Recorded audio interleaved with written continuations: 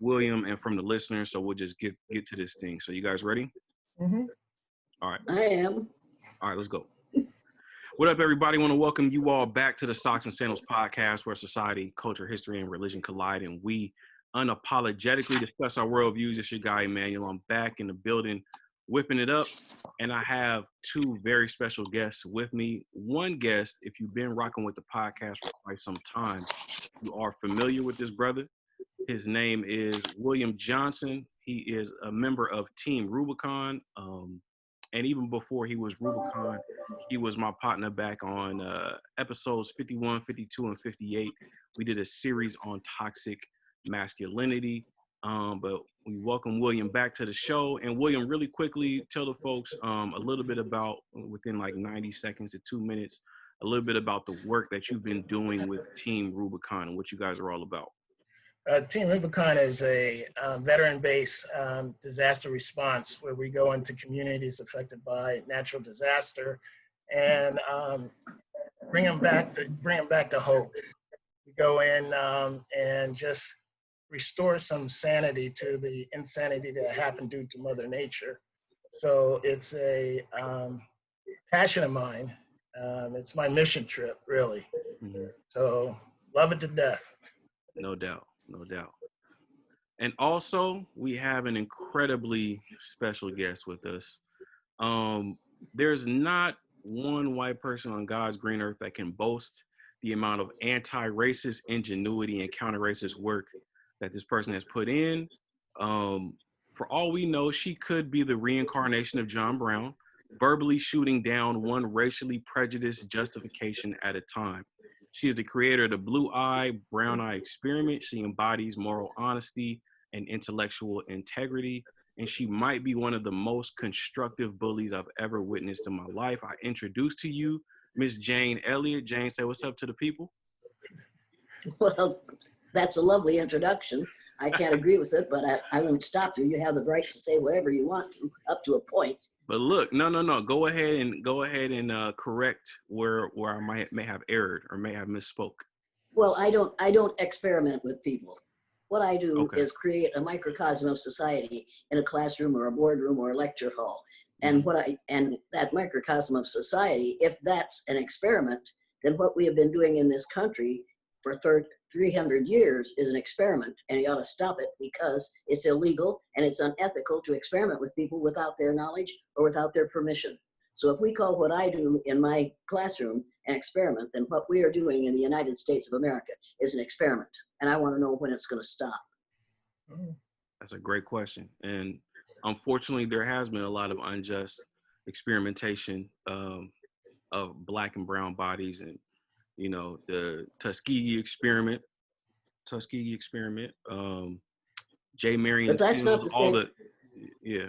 But they were trying to learn something from those subjects when they did those experiments. I wasn't trying to learn something from my third graders. I was trying to teach them how to be empathetic. I was trying to encourage empathy. And I didn't intend to learn something from them. I did learn a tremendous amount, but what I learned was more about myself than it was about them. For sure, no doubt. Well, once again, obviously great work that you do. You've been doing this for over 50 years. But let's get right into it. I know I got a lot of questions. William, please feel free to jump in at any time. But as we all know, Jane, you know, we're living through a moment in time, a very hypersensitive racial and political climate that a lot of people have never experienced. You know, especially those that are 40 years old and younger. There have been marches, many riots over the years, going back to at least like Mike Brown and Ferguson and the incident in Dallas after the shootings of Alton Sterling and Philando Castile. However, like in the midst of this pandemic, the murder of Ahmaud Arbery, Breonna Taylor, George Floyd, we're seeing nationwide riots, marches, and demonstrations. Some cities, like I can say for Portland for sure, like they've been organizing and marching almost every day since George Floyd went viral. So, you know, back in '67, MLK was interviewed by NBC, and he said something. He said, many of the people who supported them in Selma and Birmingham were really outraged at the extremist behavior toward Negroes, as he said, but as we say today, towards Black people, they were not at that moment, and they are not now committed to genuine equality for Negroes. He said it's much easier to integrate a lunch counter than it is to guarantee annual income to get rid of poverty. It's easier to integrate a bus than to make genuine equality in education a reality in our schools. It's easier to integrate a public park than it is to get rid of slums. So here we are. That's what he said in 1967. We're here in 2020. We're still addressing housing inequalities, economic inequalities, disparities in healthcare, education, etc. So from your vantage point, Jane, when you take an inventory of everything that has happened in the past 50 years, Birmingham, Selma, LA riots in 92, Ferguson, and now there's 2020, post George Floyd. Do you perceive that what's happening now is different as far as what you've seen in the past? As far as, do you think there's going to be long lasting constructive change based upon the activities of people now versus back in the day? I think that what we're forgetting is that racism is a very lucrative project.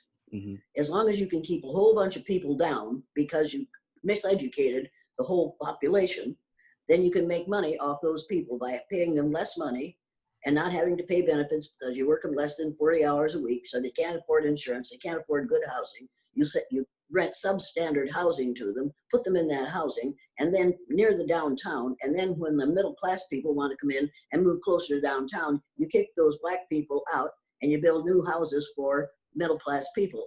This is an economic plan we've got going here, and in order to fix it, you're going to have to fix the system. And in order to fix the system, you're going to have to educate the educators. People actually in this country, many of us, believe that there are 3 or 4 different races and that one race is superior because we have created a Jesus who looks like somebody we can pray to. We've got this whole thing wrapped up in this tight little ball, and we don't even realize that one of the reasons we're getting this ugly education, this ugly legislation, is because the legislators believe the lie too. Nobody has sat them down and said, look, there's only one race, we're all members of it, and these people that you are denigrating, but are the people who look like the first modern human beings that evolved on this earth. It's time for you folks to get this into your heads, that there's only one race, and if we traced your DNA, Mr.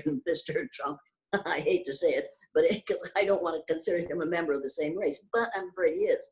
If we traced his DNA back as far as we could go, we would find that a percentage of his DNA came from a country in Africa, just like everybody else's did, period.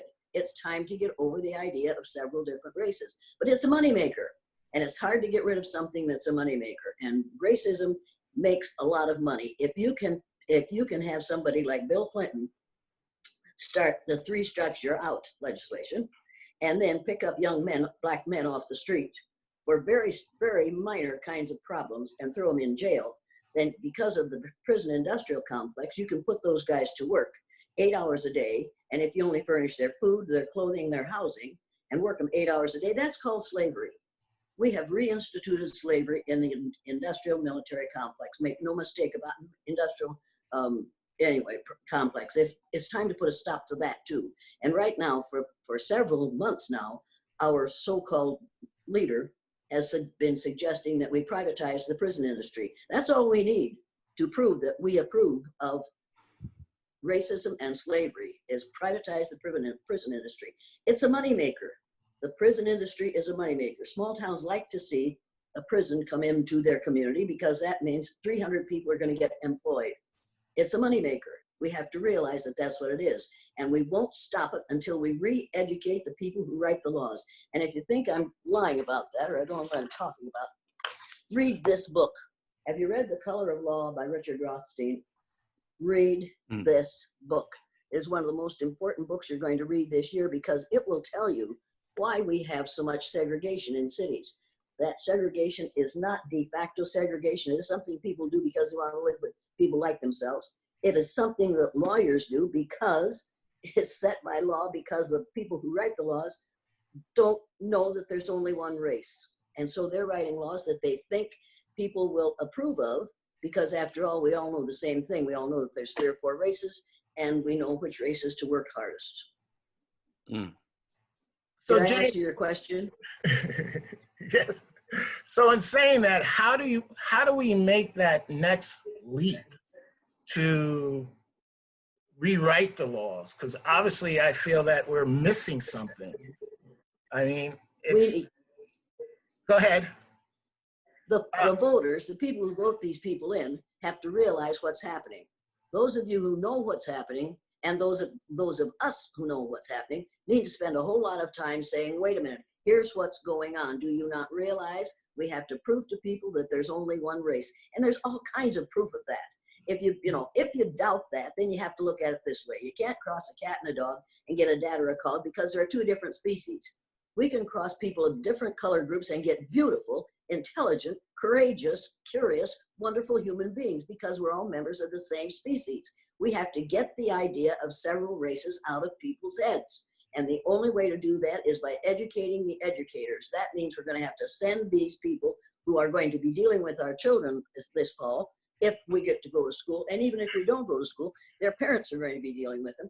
We have to get them to read this book, The Racial Conditioning of Our Children, The Racial Conditioning of Our Children.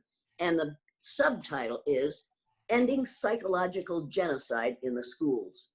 Everybody has to read this book, particularly teachers. Nathan Rutstein wrote it. The man knew what he was talking about.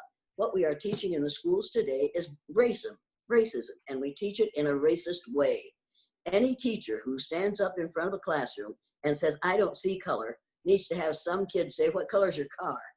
And she'll know the color of her car. And then he needs to say, oh, you see color in cars and cupboards and floors and draperies, but you don't see color in skin. I think you have a problem.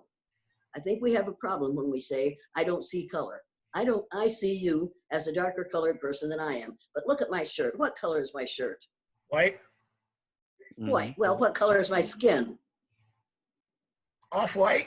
Off-white. It isn't even off-white, and you know, and so do I. It may be off, but it ain't off-white. Right. I have tan-colored skin, and if you don't believe that, then you need to get this. The National Geographic magazine for April of 2018. Everybody needs to read it and get this out of it. Take it out, laminate it, and hang it on the wall. Every person on the face of the earth has skin of color. So you find your color on this color chart. This is the Pantone color wheel.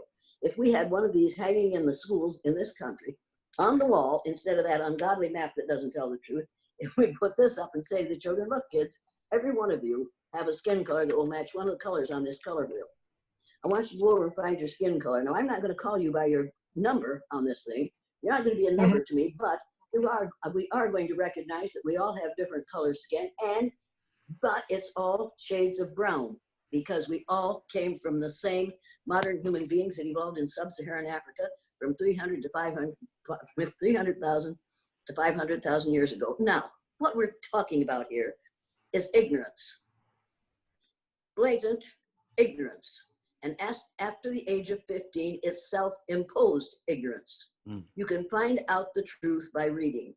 And even if you're dyslexic, most of the books are on tape. You could get the books on tape and find out what it is you didn't learn in school. Because what you learned in school is not the truth. It's a fantasy for white folks and a tragedy for everybody else, particularly in view of the fact that there are no white folks. Well, Jane, you got to stop telling a lie. What? Go on. Yeah, I just want to jump in.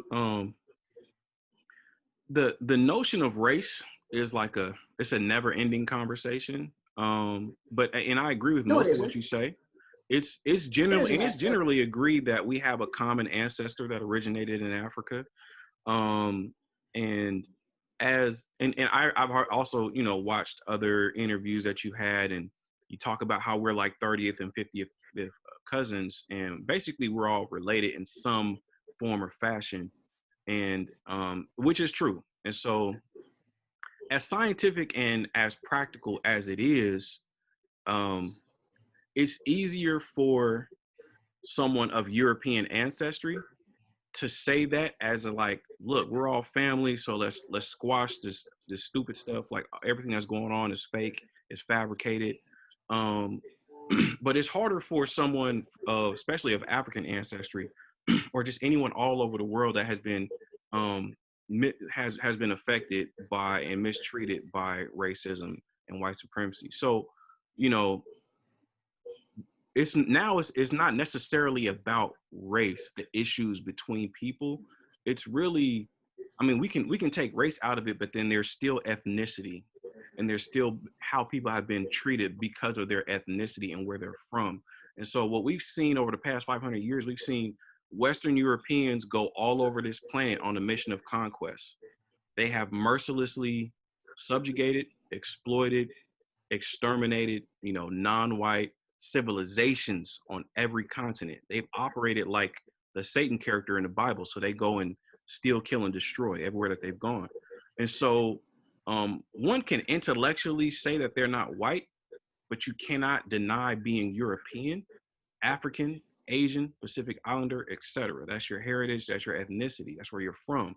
So after we shake hands and recognize that we have a common humanity, what steps do we take to propose that, like, for people of European ancestry, like, they have to reconcile 500 years of subjugation, exploitation, colonization, and extermination of melanated people? Like, after we intellectually recognize that we're all one, how do we produce justice for 500 years of that?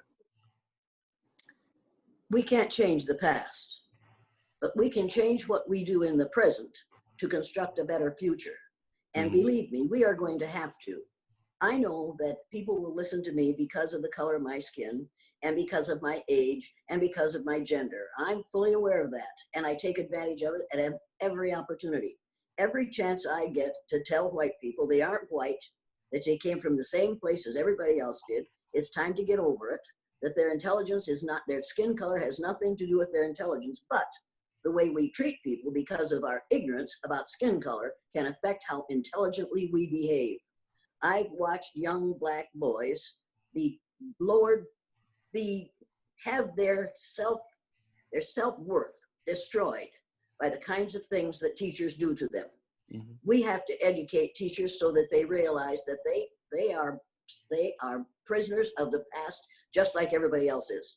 White people are prisoners of the past, and they're prisoners of the lie. It's time for them to give it up. It's time for all of us to give it up. We every one of us is a human being, and every one of us should have the right to be treated fairly. Now, we can do that whether or not you've had a horrible background. We can treat people fairly in the schools. You take children into third. When I took children into third grade, every year I was given kids who were never going to be able to learn anything because the other teachers hadn't been able to teach them anything. I considered them able to learn because I know how to teach, and they learned in my classroom. What we need to do is educate educators so that they can do away with the myth of race and the myth of the superiority of those who have less melanin in their skin. Now, we can argue the past until hell freezes over. It won't change the past. What we do in the present can create a better future. And what we're going to have to do is learn to communicate with one another in an honest, forthright manner. And I don't pull any punches. Quite frankly, I know that black women, every black woman in the United States or in the world knows more than I do about racism because they've lived with it. I'll not forget in a long time, probably ever, the black woman who stood beside me when we were talking about differences. And the audience was composed of the department heads in a major university and administrators, 250 of them. And I asked them if they saw any differences, because the first person who spoke was a white woman, and she said, "Why do we have to talk about differences? Similarities are more important than differences. I think we're all more similar than we are different." I said, "Okay, I'll show you." So I had a tall white male stand on my left and a taller black female stand on my right. And I said to that audience, and I hoped that they would pass this test. I said to that audience, "What's the first difference you see here?" And what do you suppose they said? What would you expect them to say? Well, they said height. I said, "All right, we'll deal with height." So we dealt with height. And I asked and a long blah, blah. And the black woman said, "There are some other issues to deal with." I said, "Yes, I know. This man has power because of his height. What other issue? What other difference do you see?" So they said gender. So the man has power because of his gender. The black woman said, "But there are some other differences to deal." I said, "We're going to get to them." I asked them again. They said age. We dealt with the fact that the man was at his age was okay, but he'd never get to be my age. Asked the black woman, does your age give you power? No. But she said, there are some other issues to deal with. I said, I know it. These folks have flunked the test 3 times. Let's see if they can get it right. And finally, somebody in the audience of the educated folks said, color. I said, are you talking about hair color or skin color? She said, skin color. I said to this tall white male, is your skin color important to you? He said, I never have to think about it. Now think about that. He never has to think about it. He has several degrees. He has several advanced degrees, but he never has to think about the color of his skin. I was just appalled that he would say it out loud. And I said, does your skin color give you power? Yes. I said, is there anything that you fear? I'm not afraid of anything. So I said to this black woman, is your skin color important to you? And she paused a long minute. And by now there was one tear slowly sliding down the left side of that beautiful woman's face. And she said, I'm going to say something now I've never said out loud before. And I said, and that's because? She said, because I'm ashamed of it. I said, and that would be? She said, I have 2 children. Both of them are girls. I prayed when I was pregnant both times that I wouldn't have a son. And I said, and that's because? She said, because I didn't want to think of what would happen to him, and I didn't want to think what I would have to do when I lost him. Now, if that doesn't do it for every one of those so-called educated people in that group, I don't know what will. There stood this brilliant black woman who had as many degrees as the rest of them, but she had to pray not to have a son because of the ignorance of racism. And these are all educated people sitting there. That's what I mean. We do not educate people in the schools in this country. We indoctrinate them with the myth of race. And you have to act a certain way in order to be accepted in the educational realm. So when you can talk about 500 years, 1,000 years, 4,000 years, all you want to. What we have to deal with is what we have created in the last 300 years in this country. And what we have created is a racist society in which ignorance is king. And if you think I'm wrong about that, then you look at who we selected, not elected, but selected for our president 3.5 years ago. Ignorance is king. That's why he's there. And that's why we're in big trouble today. Every colored person, every person of every color, every gender, every religion, every culture in the United States today is in danger. And people of color, are darker colored skin, are in more danger than anybody. Because this man. Well, Jane, you preaching to the choir. We know that. two big black men know that. Are you the only ones who are listening? Because if I'm just talking to you two, that's a waste of my time and your time. Right. Mm-hmm. Do you really think that every young black male realizes how fantastic he is? Do you really think not at that all. Every young black 5-year-old male knows that when he goes out that door, he has the right to be treated fairly and he has the right to demand fair treatment? You really think they know that? Somebody needs to tell them that. And their mothers tell them, but then they get to school and the teachers tell them something entirely different, not only in words, but in actions and behaviors and treatment. And that's what I mean. I know you know all this. Mm-hmm. You know, you don't need to talk to me. I'm fully aware of that. But I don't think that the 5, 7, 14-year-old male knows all this. Mm-hmm. And I know that young black males who are really, really bright are encouraged to dumb it down in order not to act white. You've heard kids say that to one another, and so have I. Right. We deliberately lower our expectations for males of color. And we do it, and we do it because we're ignorant. Mm-hmm. So if You know that. Go ahead. Go on. No, I was going to say, so it starts with education, but then there's another system that we have to fight outside of, the government. Now we have to fight education, the educational system. I am a high school teacher, and I go in class and I hear and I say, that's not right, but they say, well, this is the curriculum. So where do you go from there? Because I do believe that it's all based around ignorance. And I used to think it was innocent ignorance, but it's blatant ignorance that I see. That's right. In a That's system. right. And it works. Right. It works. You have to understand that it works. And if you were an old white woman like me, you'd go into a classroom, you'd close the door, you'd open your textbook to the page you're supposed to be on that week, and then you'd teach what you chose to. And the principal would come in and he'd look at the page you're on in your textbook and he'd nod and put his other hand in his pocket and leave the room like, yes, she's doing it right. And then I'd go right, and the kids would grin and I'd grin, and we'd go right back to learning something that wasn't in the textbook, but something that we could apply when we walked out the door. I think that good educators don't follow the standard curriculum. They don't do it.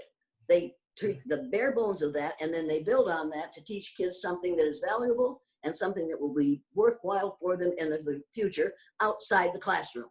Because there's a whole life outside the classroom that you're getting these kids ready for. And you don't get them ready for it by teaching that Columbus discovered America, or that all the fabulous things that were ever invented on this earth were invented by white males. Right. So I didn't follow the standard elementary curriculum. So my kids knew a whole lot more when they got to 4th grade than their teachers did. And it drove their teachers crazy, because those kids knew things that they weren't supposed to know. You're supposed to wait until we get to that. I've had teachers say to me when I was in college, wait until we get to that place in the textbook and then I'll answer your question. No, when a kid asked a question in my room, I'd answered it then. We dealt with it right then, because that was what he was interested in. And then we went back to what we were supposed to be doing that day. There are teachers and there are educators. Teachers dispense facts and figures to get kids ready for the end of your testing. Educators lead people out of ignorance. Well, Jane, I believe that education is definitely foundational, but it is one of many components to be able to eradicate racism. But I think a lot of times people perceive racism to be mistreatment, but for what I've discovered over the years is that racism isn't merely just mistreatment based upon the color of your skin. Racism is a symptom. It is a side effect of what we're really facing. Racism really is white supremacy. Like, there is no mistreatment of color if there was no supremacy, no hierarchy of colors. And so white supremacy isn't just ignorance. It isn't just mistreatment based upon skin color. It's also the entertainment system, which is dominated by people, pale-faced ignorance. It's also the economic system, which is dominated by pale-faced ignorance. It's also labor, politics, religion, sex, war. It's all these systems. And so one can be educated properly, but also they go to church and they're going to be miseducated. They go to school or they go to work, they're going to be miseducated. And so, or they're just going to be socialized in a way that is going to basically undo or go against everything that teacher Jane just taught them. So how do we take it a step further from just focusing on the mistreatment, but also dismantling the systems that uphold the beliefs? I think that's what these marchers are trying to do. I think these young people are going to do what the rest of us haven't been able to do. I think someone, somewhere, somehow has gotten to them and said, look, you're all in the same boat together, and this boat is going to sink unless we plug these holes. And the holes we're going to need to plug are economics and labor and government, and all those holes have to be fixed. But you will not fix them until you get these people educated to the fact that there's only one race, and this idea of white superiority is a flat out lie. We've got to educate people, and you don't like the word education, then you got to pound it into people that there's only one race and we're all members of it. And that person that you are going to abuse because you are ignorant about skin color, you're not going to abuse that person because that person is one of my members, one member of my race, which is the human race. And I will not tolerate that. Now that may sound old-fashioned and that may sound simplistic, but you will not cure these other problems because they are all based on race until you cure the problem of racism. You won't do it no matter what you do. And if you read The Color of Law, you'll realize why you won't do it until you get people educated to the fact that there's only one race and you cannot discriminate against people because of your ignorance about skin color. It's not about skin color. It's about ignorance. And ignorance means not knowing. So most people just do not know. I'll never forget my dad when he saw the first film that was made in my classroom. He was 59 years old. And after it was, he was a farmer, had been a farmer for years. He had raised 6 kids, lost 1. So he had 7 kids, lost 1, raised 6. After it was over, this 59-year-old man in his bib overalls, farmer, stood up, took his red handkerchief out of his back pocket, wiped his nose, blew his nose, wiped his eyes, and said, "I wish somebody had taught me that when I was 9 years old." Now, after that, you could not have my father around if you were going to tell a racist joke. He would look at you and say, "Are you going to finish that? You sure you want to tell that? Because if you do, I'm going in the other room." And he'd go in the other room when the boys started telling a racist joke. He wouldn't explode, he'd simply walk away. We need to simply walk away from those who are determined to perpetuate the myth of white superiority. We do not elect a person to say, well, there's good people on both sides in that Charlottesville mess. No, there weren't good people on both sides. There were good people on one side and the bad people were on the other side. And they were bad because they'd been miseducated and they thought that they were superior because of the lack of melanin in their skin. Can you think of something more ignorant than that? Right. So Jane, when you were doing your exercise in your school and you continued to do it, what was the pressure from your colleagues? What were they saying to you? Oh, they didn't say, see, that's funny because I have been socially distanced for 52 years. Okay. They didn't say anything to me. They said things about me. They said things to the school board about me. They tried to get me fired because if I was right, they were wrong. I was right. They were wrong. They were absolutely, absolutely opposed to everything I did, particularly after I did that exercise. I found out how it feels to be, I found out how it feels to be discriminated against in some really ugly ways. They allowed people to beat my children.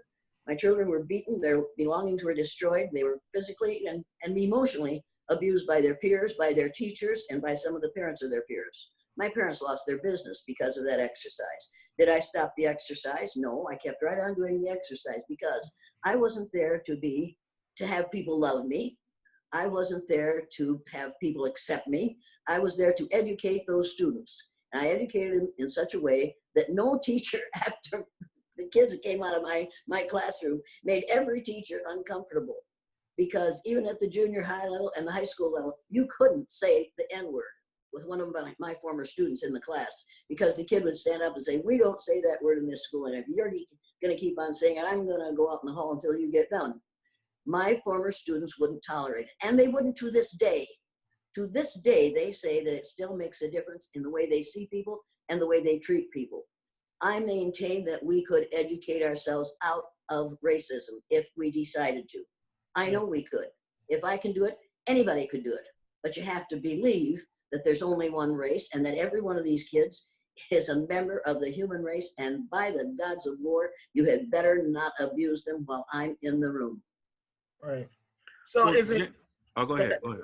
Is it one of the things that where you took your life and you had this pivotal turn and you said it meant something to you? You saw yourself in that exercise. So you were willing to sacrifice to get your point across. And we have now what they call allies. But our allies, I look at, aren't willing to do what you did, where your kids suffered, where your family suffered. Because when it gets too hard, they back out. So how do we just let them go, or how do we encourage them to stay in the fight? Well, first you have to decide whether they're really going to finish the fight. You see, for many of us us pale-faced women, we'll jump on a project and stay there for a year, maybe for 2 years. But if it isn't ended at the end of 2 years, we'll jump on something else. We'll jump in and out of causes. No, Black people, brown people, Native Americans can't jump in and out of what they are. They are there, and that's where they're going to be, and they have a right to have this country treat them according to our principles. They have that right, you have that right, I have that right. But as I get older, I realize that I have fewer and fewer rights in that area. I know that very well, and so I have to be really mouthy to make people know that I'm here. Don't mess with me, do not do that. And don't mess with people, other human beings, for some silly idea like white supremacy. It's a lie. We have to teach people that it's a lie. And if we would start, for instance, if I were going to go into the classroom, into a first grade classroom or second or third grade classroom this year, I would have every kid have a box of Crayola crayons, and I had every one of them take out, we're going to learn the colors for sure, take out the white crayon. Now, boys and girls, put it against the back of your hand. Now, how many of you are white? And immediately, when you tell that kid that this is the white crayon, and he puts it at the back of his hand, he knows that you can't be trusted because you just lied to him. This is white. This isn't white. So immediately, when you teach that, you are creating cognitive dissonance in kids. Here's what I say, but here's what is true. And you have to tell the truth, and we have to start telling the truth. If we would just tell the truth in that one area, think of the difference we could make in how a child feels about himself, herself, or the children, the rest of the children in the room. Look, kids, every one of you has a different colored skin, and every one of you is on the Pantone color chart. So let's just realize that human beings come in different colors. You're all equally human, and you're all equally valuable to me, and you're all equally able to learn, and I'm equally able to teach you because I've taken special courses to teach kids who are dyslexic. And I know educators will say there's no such thing. Well, I'm sorry, but there is. And if you know how to teach those kids, and 3 out of 4 dyslexics are males, if you knew how to teach every dyslexic child, you would have a lot fewer people in the prison system. If educators would do their job, we could make more money for the civilization and less for the prison industry. If you read Michelle Alexander's The New Jim Crow, I'm sure you've read it, and it's absolutely brilliant. And we ought to force educators to read it and consume it and ingest it and take it into their mental set. But that's not what we do. We teach the same old thing every year, the same old way. And we need to stop teaching the same old thing in the same old way because it was the same old lies. But if you're a pale-faced person, why would you teach against racism? You wouldn't. You'd be teaching against yourself. Yeah. Wouldn't make any sense. Well, the difference between those of us who teach against racism and those who refuse to teach against racism is we're realistic. We are realist. We know that the reality is that you and I are blood kin, whether you like it or not. That's the way it is. Without people of your color, there would be no people of my color anywhere on the face of the earth.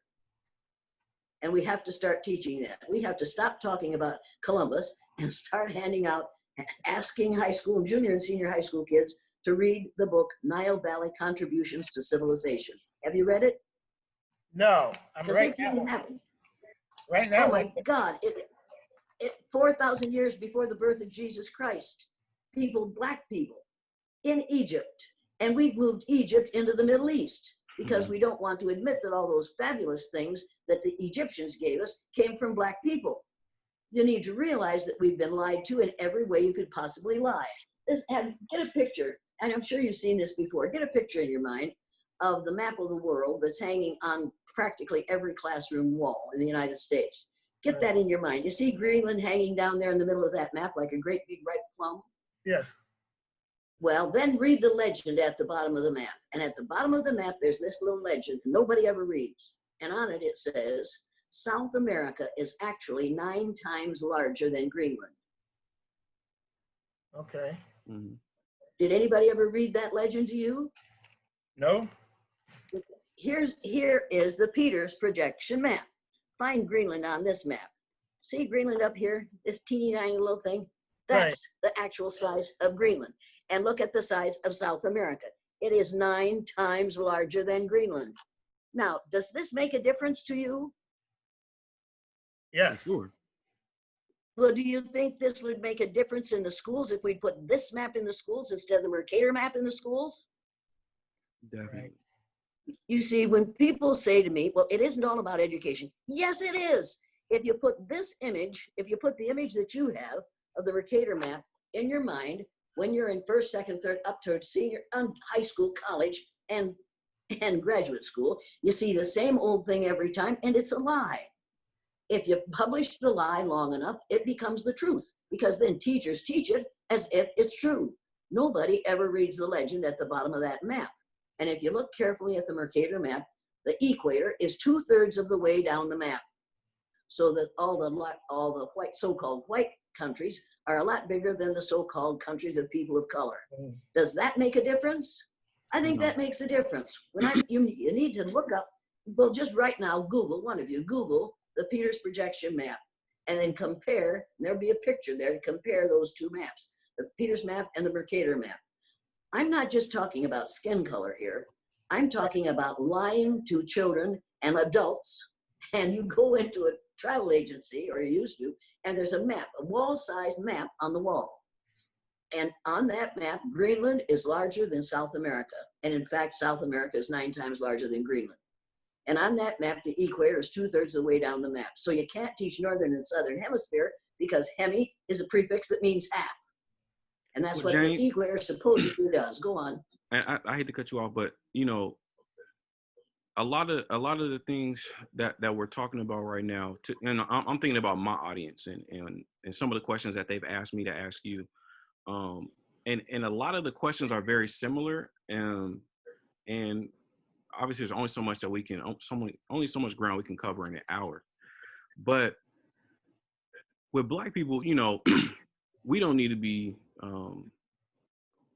well, we all need to be re-educated, but we're at a point where we don't have the time, we don't have the luxury of time to be patient for pale-faced people to wake up and do the right thing.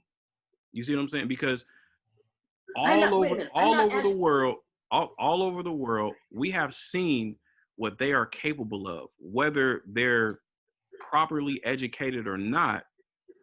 They're not going to give up their convenience or comfort of having a privileged position. A lot of people are going to, they may have individual revelations, but they don't want to be ostracized from their group.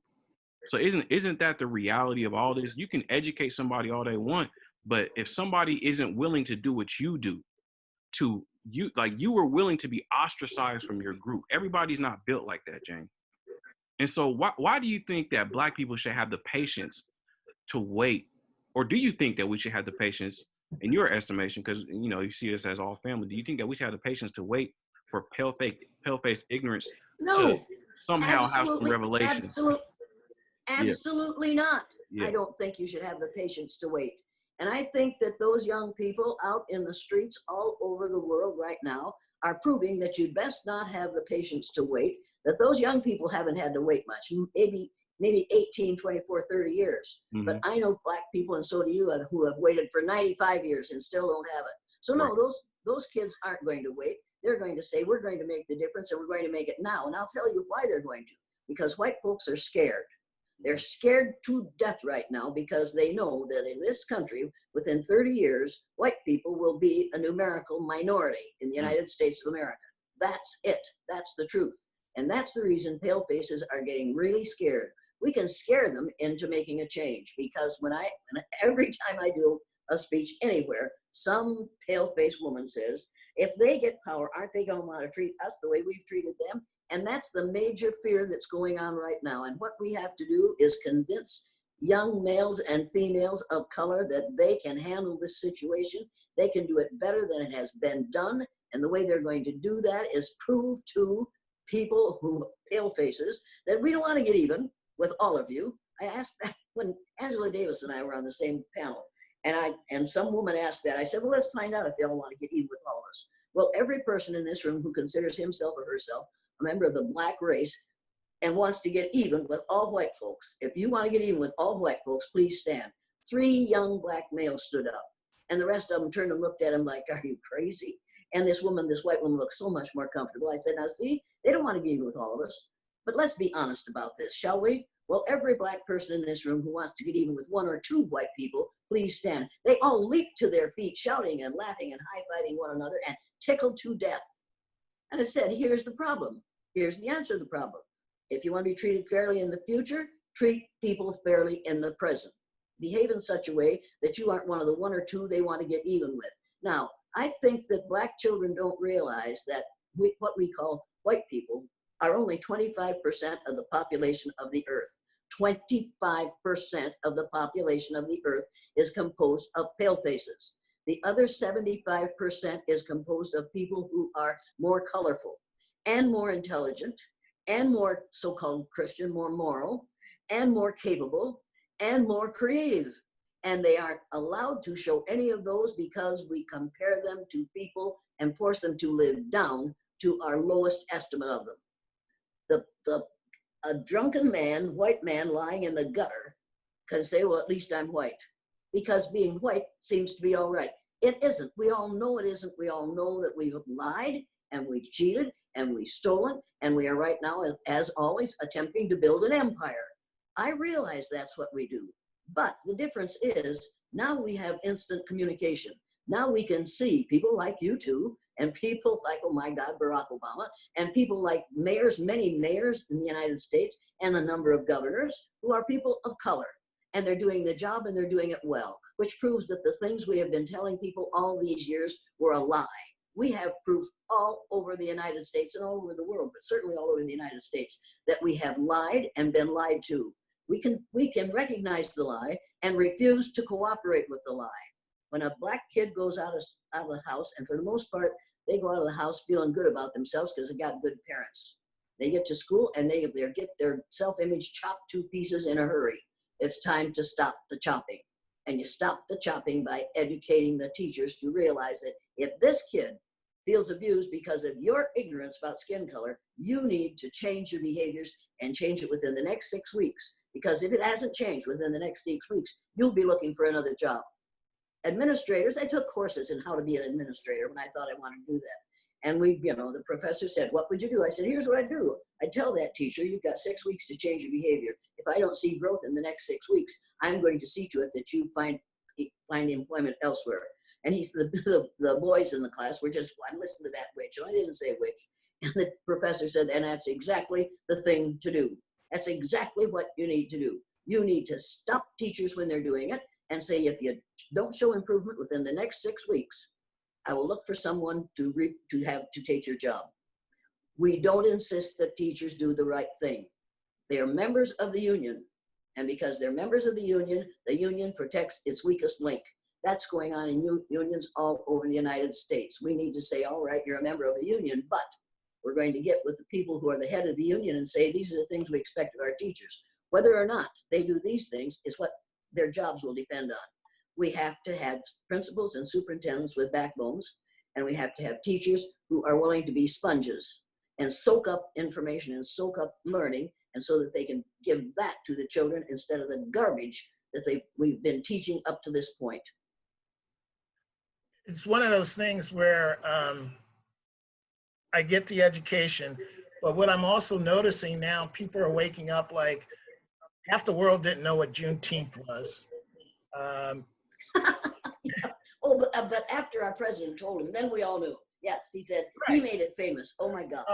Like Black Wall Street, these things are part of history that are being left out. So when, you talk to a fellow black guy and say, tell me about this, they're just as shocked as the whites are of, what are you talking about?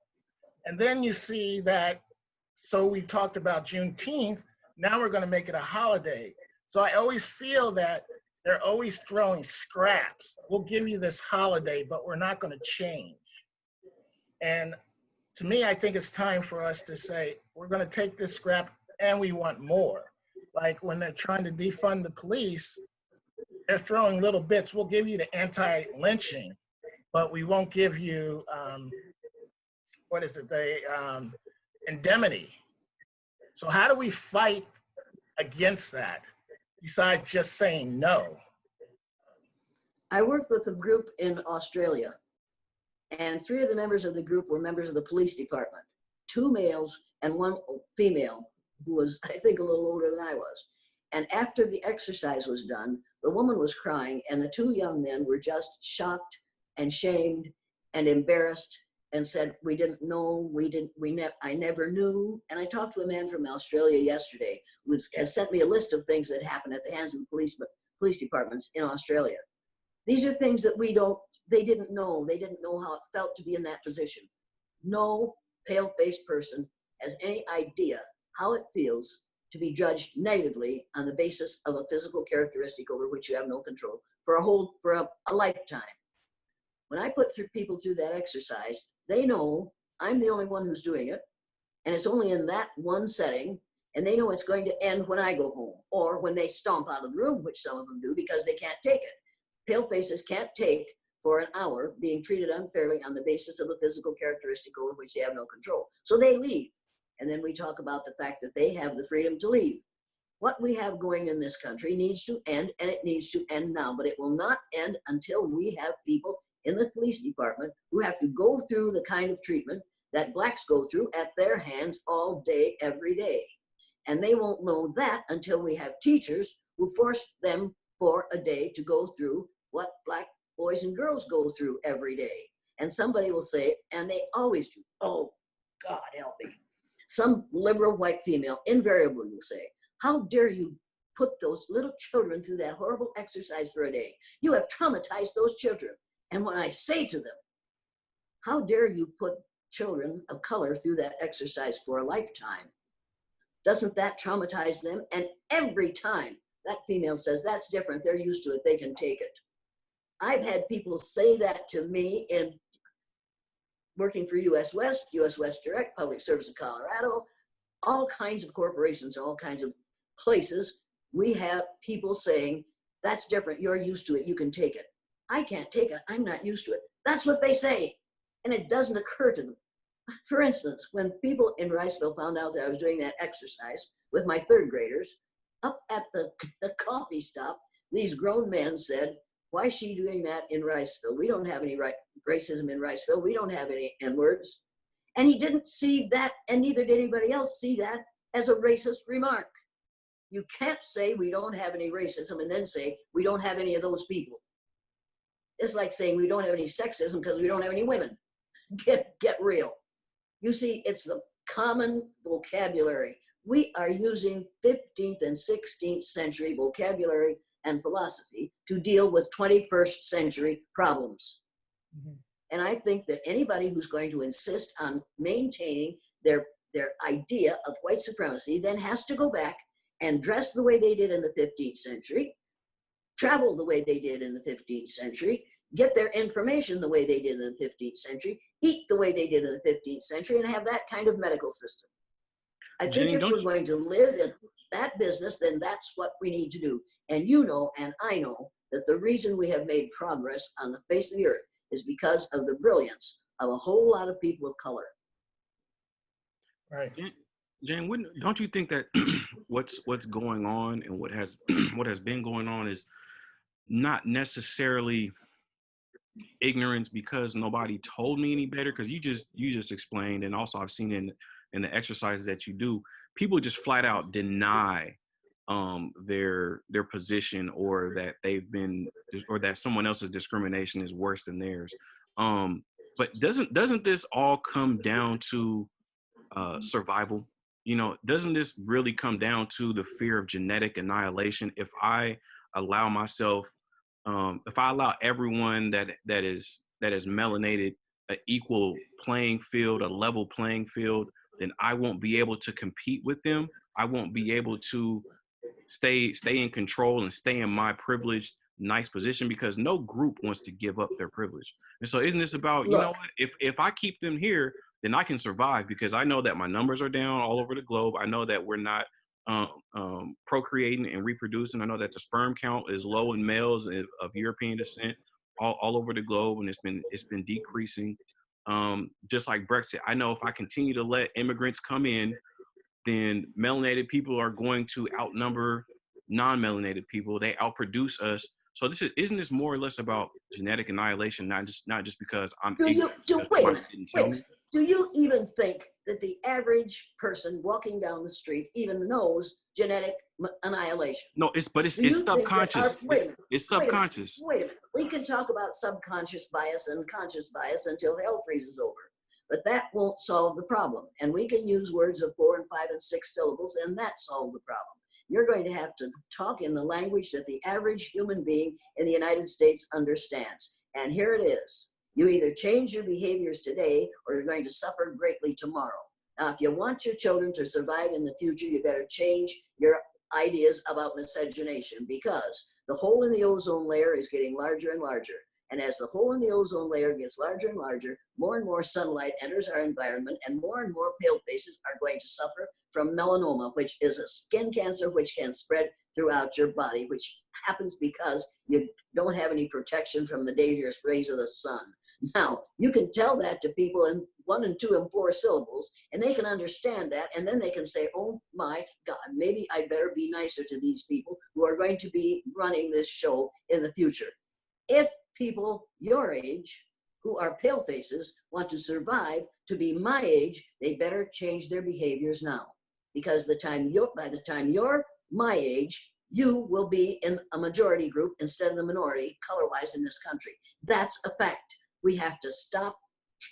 In the first place, we don't teach real history. We teach a lie that we made up to make white folks feel good. We don't teach history. But being the majority doesn't mean that you have power. What? Being the majority has nothing to do with a power structure, a power dynamic. The pale faces in South Africa have never been the majority, but they have all the power. But it can have something to do with it if you have if you have civilized and educated human beings, if you have people who know the truth instead of the lie, if you stop allowing your morals to be dictated by the picture of a white man hanging on a cross, that might be a step in the right direction if we would teach people that in the Bible it says that Jesus had woolly hair and feet of bronze. We might think about that occasionally.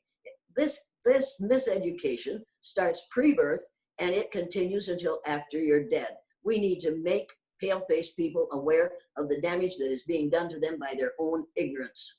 And I'd really love to say that we can solve this problem by talking about the past, or that we can solve this problem by making payments to Black people. But if you're going to do it that way, then first you have to pay off the Native Americans, whose land we took and whose homes we took and whose people we killed in the millions. No, they got paid. They got paid. And they have land. Oh, really? Mm-hmm. Oh, really? They have land. They have reservations, and they also have economic. Oh, yeah. And would you like to talk to me about reservations and what a wonderful payment that is? Would you like to be on a reservation? Would you be willing to? Would all the Black people in this country be willing to take a reservation? That's what the Nation of Islam was asking for. Well, was that a smart thing to do? I don't think it was. It depends on who's driving that car, who's the captain. Go to a Navajo reservation and see if you think you'd like to live that way. No, I've been to a reservation. I've been to a reservation in Montana. Did you think it was a really comfortable place to be? Say it again. Do you think it was a really comfortable place to be? The way that they were living, no, I wouldn't live like that.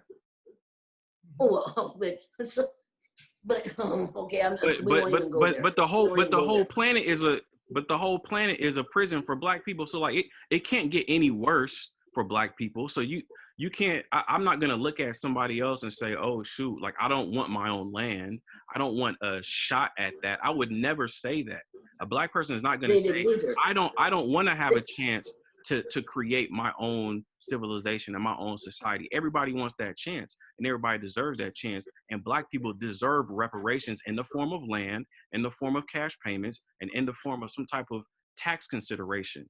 So yeah, it may not have worked out for the natives, but this is 2020, and this is a totally different group of people, and everybody is not the same. Everybody's leaders are not the same, and so I'm not going to judge, or I'm not going to project onto Black people in America, well, if this is what happened to the natives, you don't want that. And I'm damn sure not going to say, well, we need to pay the natives. Natives already got paid. They already made their deals. They already signed treaties. They've already done what they did. And if they squander their opportunity, that's on that group. Now it's time for this group to get its opportunity and to get its reparations. But you are saying exactly what I have heard white politicians say. We got ours, now you get yours. We worked hard to get what we have. We suffered to come over here. We were willing to kill people in order to have this land. We got ours the hard way. You get yours the hard way. You're saying exactly the same thing. You're saying the same thing that pale faces have said to Native Americans, and they're saying it to you, and now you're going to say it. This is not the solution to the problem. Until we start saying to ourselves, look, every one of us deserves to be treated fairly. We're going to treat one another fairly starting today. We can't fix yesterday, but we can arrange for tomorrow to be better for all of us, every single one of us. Jane, and you cannot have a civil society as long as you are behaving in uncivilized ways. And that's what white people are doing right now. People of color are trying to teach them how to behave, and we refuse to listen because we think they are inferior to us. We're wrong. After, like, once again, I'll go back to this question. After 500 plus years of stealing, killing, and destroying, subjugating, exploiting, and exterminating people, what do white people deserve? Well, if they got what they deserve, they wouldn't still be alive, but we don't get what we deserve. We get what we ask for. And what we got is a country that is split down the middle because of the ignorance of people who would vote, either refuse to vote at all because they didn't like who was running, or who would vote to select this fool. And right now we are living with the consequences of our behavior. If you sow the wind, you will reap the whirlwind. And that is exactly what is happening to people in this country today. We are in deep doggy doo-doo because of the way we have behaved in the past, and because we put in place somebody who doesn't know enough to, we won't talk about that, but the man is danger, and we have selected a man who is dangerous, and we have members of the Senate who will go along because he can decide whether they get money for their campaigns. They know what they're doing, and they know what he's doing. And this is terrifying to me, that we don't have enough people who are willing to stand up and say, no, we're not going to let this happen. November 4th, November 3rd, we could change this. We could prove that we know what's going on, and we will not tolerate this anymore. Elie Wiesel said, you must not tolerate the intolerable.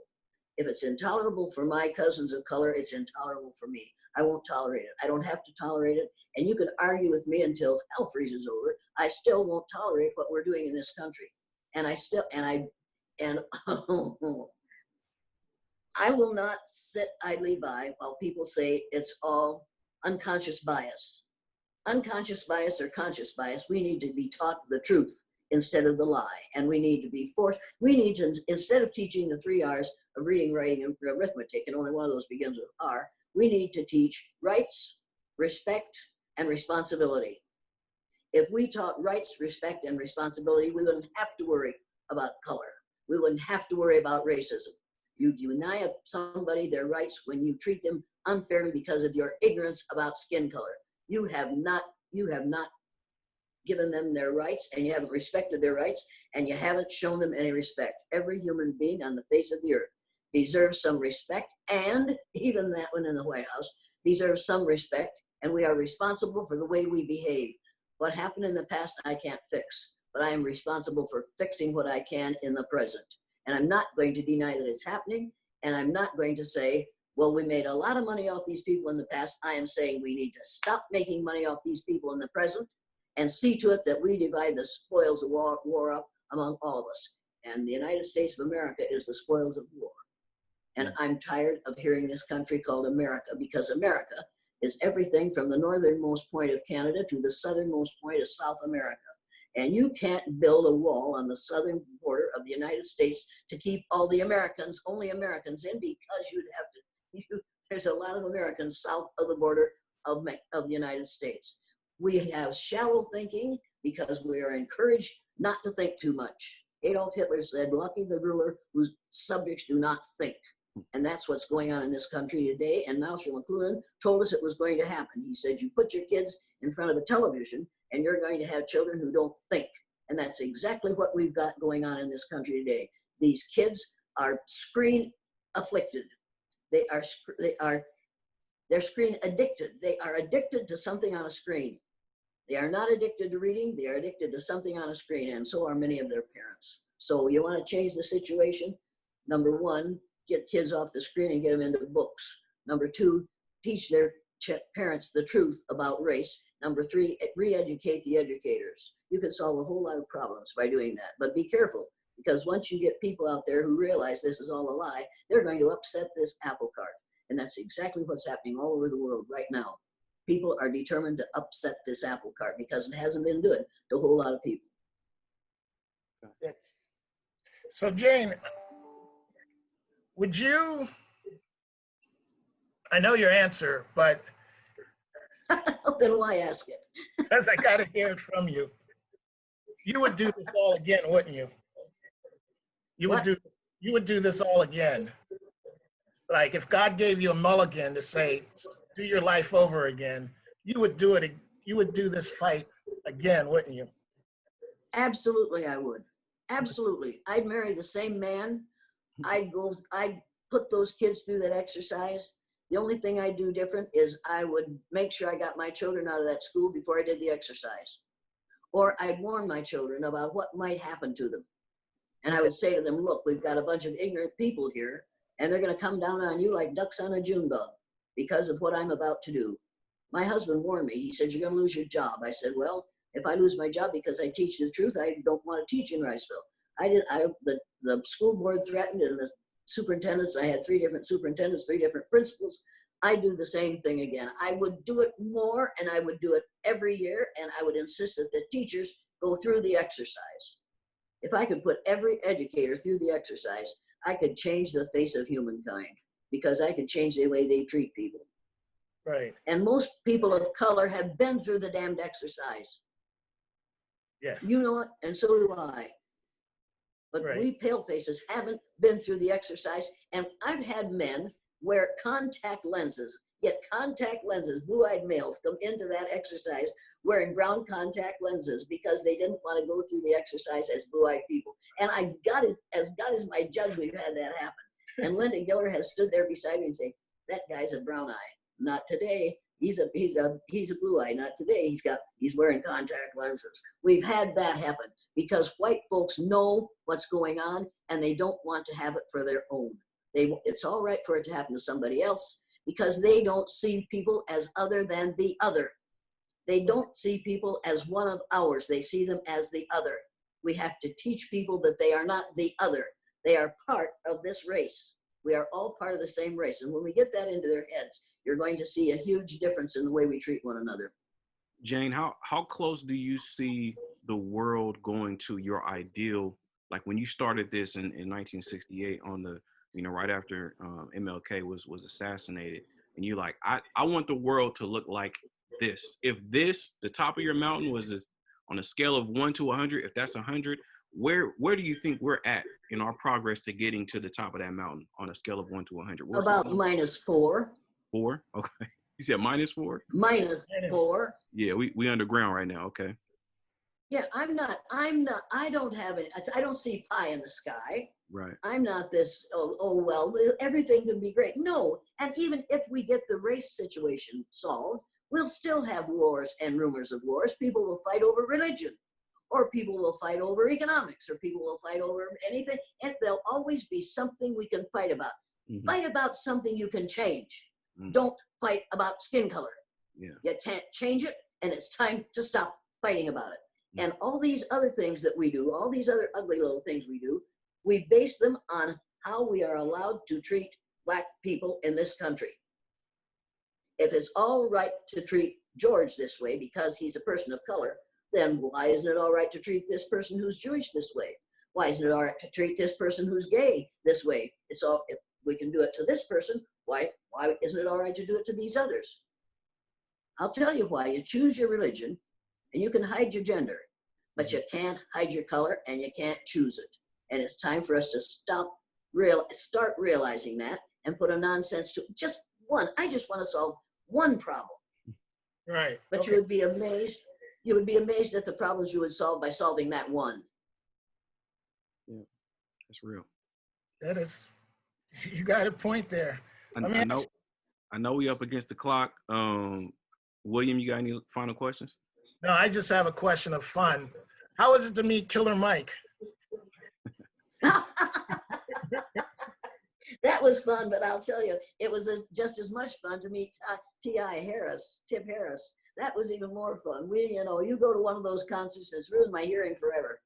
As I stood there, oh yeah, that's fun to be with those two men and to hear those two men discuss what's happening in this country is like getting a college education. Right. Those guys sit down. I listened to Killer Mike and somebody who was working with him one night at supper. And I listened to those two guys and I thought, oh my God, these guys know so much more than I do. Why in the world are they listening to me for even an instant? It was just absolutely fantastic. The amount they know and the amount they have to know in order to succeed, and they are succeeding beautifully. T.I. Tip Harris is one of the smartest men I've ever known. Come to find out, both he and Killer Mike went to the same school. Okay. And Tip Harris was in jail. So, you know, they have so many experiences. And in spite of what white people think about them, say to them, they are succeeding. And who was it said, no power on earth can stop a man with a dream or an idea whose time has come. No power on earth was able to stop Martin Luther King Jr. We killed him, but the dream is more alive now than it was then. And no power on earth is going to be able to stop the idea of one race. That is an idea whose time has come, and no power on earth is going to be able to stop it. And all those people of those different colored groups and different gender groups and different religious groups in the streets today protesting what happened to those two black males at the hands of our so-called educated police force, they are saying, you're not going to stop this. We will overcome. Right. We as a country will overcome this racism because we aren't stupid. You can't fix stupid. We are ignorant, and you fix ignorance with education. I believe that. I believe that if we had had proper education in the 15th and 16th century, we wouldn't be in the position we're in today. So Jane, have you stopped doing your exercise because of COVID, or are you? I would still do the exercise, but I'm too old for this nonsense. You understand that? and I'm a bit too aggressive now because I get really nasty when a blue-eyed person acts the fool. And I don't have any patience with that anymore. I would do the exercise to make a film about it so that they could make an updated film. But other than that, I charge too much. People don't want to pay what I charge because that's hard work, and it's 3 days of hard work. And look, I'm 86 years old, and I'm not ashamed of that. I'm glad to have gotten this far, particularly in view of the number of people who have threatened to kill me. So I think I'm living a charmed life here. And now when I go on a college campus, there are always those three little boys down there talking about me. They got that red hat on that says "Make America Hate Again," says "great again," but means hate again. And I stop what I'm saying. I say, look, fellas, I know what you're talking about. You'd like to see me dead because of what I do to decrease the level of racism in this country. You go ahead and kill me. I don't care. My husband's gone and I'd like to be with him. But go ahead and kill me, but you need to be warned. If you kill me, you might make a martyr out of me, and then you might have to spend the rest of your life celebrating Jane Elliott Day once a year. Now, you want to do that? Then they all do this. No. I say, fine, then shut up and pay attention. And then they shut up and pay attention. You have to get their attention. It's kind of like training mules. Would you like to see your exercise continue, or will it go when you go? Look, my exercise is continuing based on skin color all day, every day. Okay. I want to see the skin color exercise stopped. But I want to see trained, educated, civil individuals in schools use this exercise. But I don't want everybody to take on this exercise. I've tried to train 20 people, 10 at a time. And out of those 20 people, 3 are fit to do the exercise. The others say, this is too harsh. I can't be that mean in my classroom. I think, right, and I believe that. There are 3 people who do, 2 of them are working in Netherlands, and they work with police forces in Netherlands. The exercise works. If it didn't work, we wouldn't have racism. Right. If the skin color exercise didn't work, we wouldn't have racism. And the skin color exercise is based on somebody with power, economic power, forcing everybody else to behave the way he tells them to behave. And it's working better now, the skin color exercise, in this country because we have that kind of person in the White House, which ought to be called the president's residence. Because I remember when Richard Nixon said to a group of white reporters, I'm trying to save the White House for you white people. And I thought, oh my God, is that what this man is about? Mhm. That was a major piece of information for me. It's time to change. You see, words are the most powerful weapon devised by humankind. We use them to destroy people all day, every day. And the longer word you can say, the more power you seem to have. All right, let's cut it up into little pieces. Here's what's going on. People are acting like fools because they've been taught to act like fools. Let's change what they're being taught and teach the truth, and then we can get rid of some of this foolishness. My dad would say, you know the difference between right and wrong, do the right thing, goddammit. And that's exactly what he meant. We know the difference. We know what's right. So why don't we do it? Because it's easier to go along to get along. You'll never make progress that way. You'll be on a corduroy road for the rest of your life. So in the closing minutes, can you give a word of encouragement to the young folks? Because my age, I am supporting through contributions and whatnot and talking about it. My church has me talking about it. What encouragement can you give to the young folks today? Keep on acting out. Keep on acting out. Keep on demonstrating. Keep protesting until you have nothing left to protest. Nobody kicks a dead dog. Nobody kicks a dead dog. Keep right on protesting. Keep on get together in groups of all kinds and make this thing change. Get together and go out and get people on November 3rd and take November 2nd or 3rd, whichever it is. Take people, old people, to the polling booths. Get these people to vote. Change this situation. There are enough young people in this country to unseat the people in the House of Representatives and the White House. We've got to have these students, young people from the age of 3 up, have to become active citizens, not passive. Throw away your cell phone, unless you want to call the police, and do something besides entertain yourself. Educate yourself. Self-education can solve the problem, because you can't depend on what you learn in school, but you can self-educate.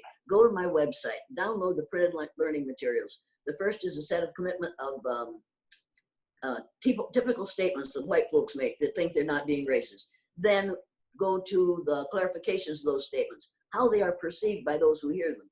Then go to the commitments to combat racism. Pick out one of those that you haven't done and do it for a month. Become active about changing your own level of racism. And now somebody's going to say, well, racism is a societal problem. Societies are made out of individuals. When individuals change their racist behaviors, we will change this society. There's no doubt in my mind. And then go to the bibliography and read every book on that bibliography. And don't quit reading until you've read every one. And then you can say that you know more, and you will know more than your teachers do. Because most teachers don't read beyond what they have to know in order to get that degree. Am I lying about that? That's a fact. That's a fact. That's a fact. Read these Yeah, books. because they don't have time. And anyway, they've got television. Television is destroying this civilization, and Marshall McLuhan said it would. Get a book by Marshall McLuhan and see if you think maybe the man was right. Well, Jane, I always end my shows with this one final question. It's typically a series of questions, but this one question is the most impactful, and I always like to get this from everybody. So, in closing, at your eulogy, you won't be there to enjoy it, but what message do you want communicated at your eulogy? She did her best. Okay. That's it. Simply put, She did her best. she did her best. She lived a human. She died a human. She lived like a human. She died like a human. That's it. That's all I am. I'm just one more human being. No doubt. Well, I can say personally, as a 35-year-old man, that just I've seen you over the years, and I've noticed that it's been nothing but consistency. A lot of times you see people change their message or change their method, but it's admirable to see that you have not changed your method and your message for 50 years. Unfortunately, there's still resistance, but that doesn't mean that we have to change. And I admire that about you, for sure. Mhm. But you see, the message never changes because the situation never changes. We're still doing what we did in 1968. We're still killing people of color if they disagree with us. And if we aren't very careful in the next 6 months, we could be in a war so that a whole lot of those people who got put in prison as a result of 3 strikes and you're out can be taken out of prison and sent to another place to kill some more people of color. We've done that in other wars. Mm-hmm. Right. When we need killers, we have a ready supply of them. We'll let you out of prison if you'll go into the military. We've done it before. We'll do it again. You see, I'm too old. I've seen these things happen over and over and over. And I've heard people say, we're going to create change. Well, but just teach the same old things. You can't put new wine in old bottles, because the old bottle is still going to affect the substance that's inside it. We've got to put these silly ideas out of our heads and start thinking about reality instead of the fantasy of 4 or 5 different races. It makes no sense. And right now there's a professor out there who is deciding on whether or not we are intelligent by the shape of our heads again. Now that was something they did in the 1600s and 1700s. Isn't We that need called to like absolutely say, phrenology or something like that? What is that called? well, yeah, and we're doing it again. And we need to say, no, fool, we have discounted that whole thing. You need to realize that you're wrong and do not listen to this person. But people are going to, because it will prove that we white people have big heads. You know, we're pretty big headed, most of us. And that obviously, that's the reason we have all these possibilities. We have these possibilities because we're willing to kill to have our way. Period. Yeah, if you don't agree with me, I'll kill you. We've done it before and we'll do it again. And we need to realize that. I want to end on a happy note. We'll now all read Psalm number 5 and sing a hymn. No, I want those called hymns too. Anyway, all right. No, it's been a swell talking with you, and like Emmanuel said, your story has stayed the same, and that's what we need to hear. Not you changing the wind because this is a new fad. Yours has always been consistent, and I truly. The situation has changed the same, and if you haven't seen this magazine, for God's sake, get it and read it. You see those children? Mm-hmm. Those are sisters. Those are twin sisters. Are they biracial? No. Are they biracial? Thank you very much. Now, you see, they aren't biracial because they're both members of the same race, right? Mm-hmm. I love that. Get this magazine, and you will What see year in is this that, magazine. Jane? What year is that magazine? April 2018. And in this magazine is a map that showed where we came from and how those brilliant Black people moved from the area of the equator and populated land masses all over the face of the earth. Now, this map should be up on the wall of every classroom in every school in the United States of America, because it tells the truth about where we came from and how we got where we are. And they did that without any modern technology, and I want to know how. You want to talk about brilliance? Right. Now we can talk about brilliance. That's a fact. Yeah. That's a big fact. That is a fact. I believe in facts. I believe in facts. And I'm going to go and get my hair cut, so I'll look better at the next one. All righty. Well, Hey, Jane, Thank you very much. Thank you for your time. I What? appreciate it. William, thank you for making this happen and showing up. And I hope you all have a good rest of your day. Be Yes. blessed. Let's continue to fight. Did you learn anything? Yes. Did you learn anything? Really? Good. For sure. It was. Good. Okay, then my day is complete. Thank you. Yes. Thank you very much. Oh, yeah. We will see you again, and thank you. Well, I hope so. Yes, and keep doing what you're doing.